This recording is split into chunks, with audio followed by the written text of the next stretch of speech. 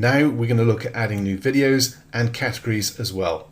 The first thing you need to do is scroll down and under WP Toolkit Video Magic, choose the option for video shortcodes.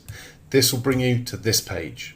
Now before we go ahead and add new video shortcodes, I'm actually going to add some categories. This is an internet marketing blog.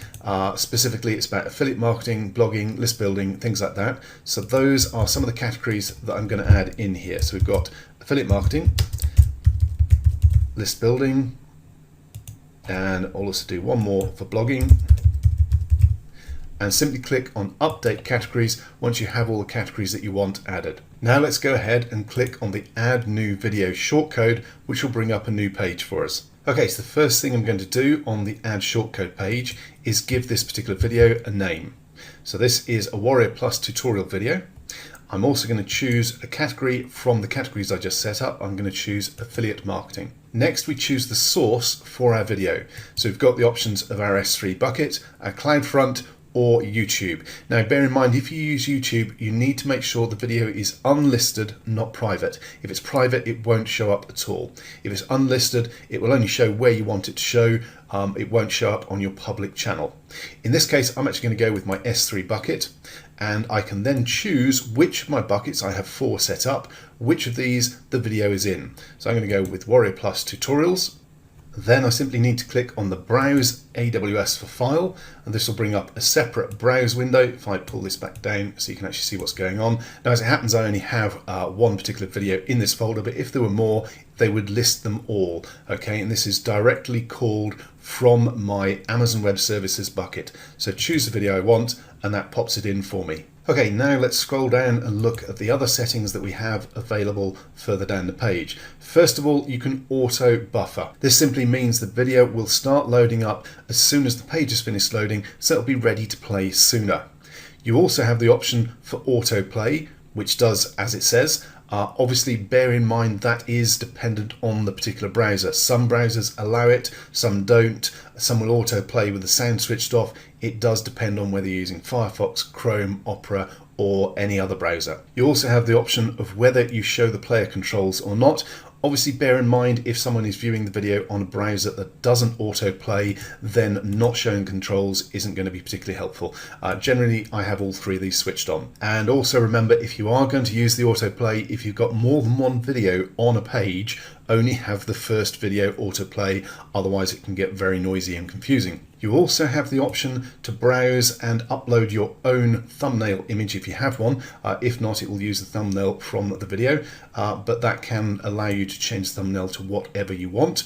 You can also specify a particular width and height for the video as well. Now you also have the option for a video event.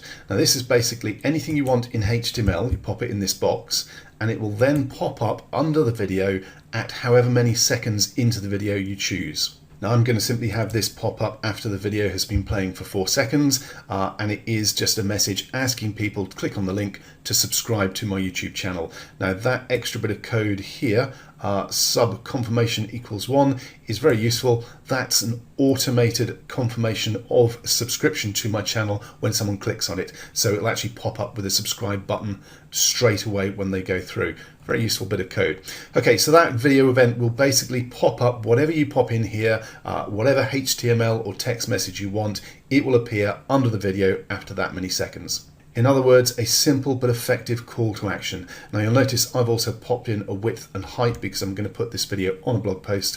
So now all I need to do is click on Save Changes. That is our first video code, shortcode added in to the WP Video Magic plugin. So your video shortcodes will list all the different videos you have set up, along with their source, the full file name, and the shortcode itself. Now you do also have the option to edit it, so you can go back and change any of the details you need to.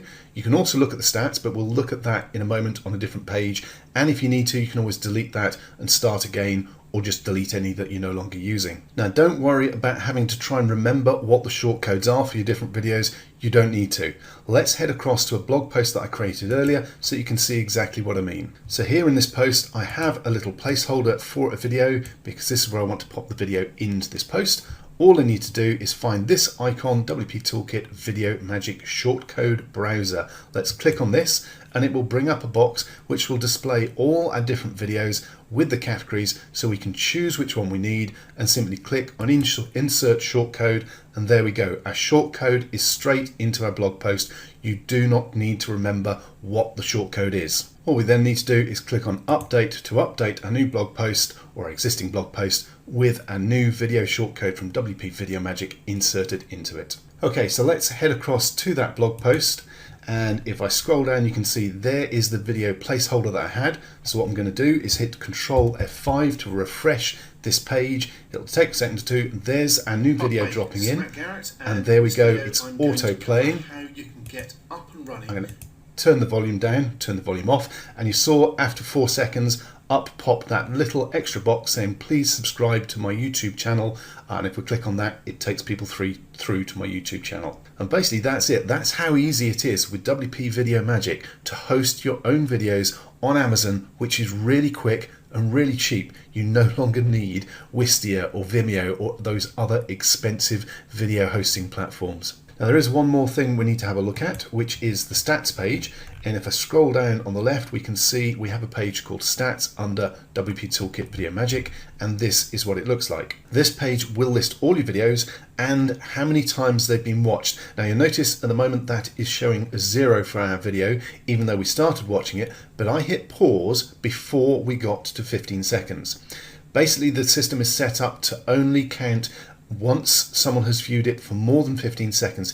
If they haven't, then it doesn't actually count as a view, especially as a lot of the time you may have autoplay switched on.